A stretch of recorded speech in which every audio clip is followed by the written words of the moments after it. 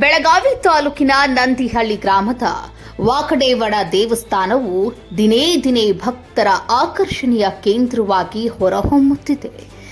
ಜಾಗೃತ ಕ್ಷೇತ್ರವೆಂದು ಹೆಸರು ಗಳಿಸಿರುವ ಈ ದೇವಾಲಯದಲ್ಲಿ ಮನೋಭಿಲಾಷೆಗಳು ನೆರವೇರುತ್ತಿವೆ ಎಂಬ ನಂಬಿಕೆಯಿಂದ ಭಕ್ತರು ಹೆಚ್ಚಿನ ಸಂಖ್ಯೆಯಲ್ಲಿ ಭೇಟಿ ನೀಡುತ್ತಿದ್ದಾರೆ. ಇದೇ ವೇಳೆ ನಂದಿಹಳ್ಳಿಯಿಂದ ಸ್ವಲ್ಪ ದೂರದಲ್ಲಿರುವ ರಾಜಹಂಸಗಡ ಗ್ರಾಮವು ಕಳೆದ ಹಲವು ದಿನಗಳಿಂದ ಕುಡಿಯುವ ನೀರಿನ ತೀವ್ರ ಸಮಸ್ಯೆಯನ್ನು ಎದುರಿಸುತ್ತಿತ್ತು. ಈ ಸಮಸ್ಯೆಗೆ ಪರಿಹಾರ ಕಂಡುಕೊಳ್ಳಲು ನಂದಿಹಳ್ಳಿ ವ್ಯಾಪ್ತಿಯಲ್ಲಿ 2 ಬೋರ್ವೆಲ್ಗಳನ್ನು ತೋಡಲಾಗಿದ್ದು ಅವುಗಳಲ್ಲಿ ಸಮೃದ್ಧ ಪ್ರಮಾಣದಲ್ಲಿ ನೀರು ಲಭ್ಯವಾಗಿದೆ. ಆದರೆ ಈ ನೀರನ್ನು ರಾಜಹಂಸಗಡಕ್ಕೆ ಸಾಗಿಸುವಲ್ಲಿ ತಾಂತ್ರಿಕ ಹಾಗೂ ಸ್ಥಳೀಯ ಅಡಚಣೆಗಳು ಎದುರಾಗುತ್ತಿವೆ. ಈ ಅಡಚಣೆಗಳು ನಿವಾರಣೆಯಾಗಲಿ ಮತ್ತು ಗ್ರಾಮಕ್ಕೆ ಸಮರ್ಪಕವಾಗಿ ನೀರು ಪೂರೈಕೆಯಾಗಲಿ ಎಂಬ ಉದ್ದೇಶದಿಂದ ಗ್ರಾಮಸ್ಥರು ನಂದಿಹಳ್ಳಿ ವಾಕಡೇವಡ ದೇವಸ್ಥಾನದಲ್ಲಿ ಭಕ್ತಿ ಭಾವದಿಂದ ಪ್ರಾರ್ಥನೆ ಸಲ್ಲಿಸಿದರು.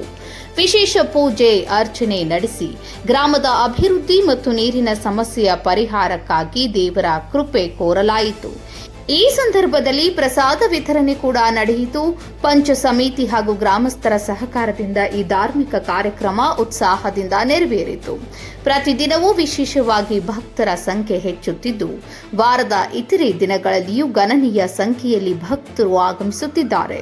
ಒಟ್ಟಿನಲ್ಲಿ ನಂದಿಹಳ್ಳಿ ವಾಕಡೇವಡ ದೇವಸ್ಥಾನವು ಭಕ್ತಿ, ನಂಬಿಕೆ ಮತ್ತು ಗ್ರಾಮಸ್ಥರ ಆಶಯಗಳ ಪ್ರತೀಕವಾಗಿ ರೂಪುಗೊಳ್ಳುತ್ತಿದೆ.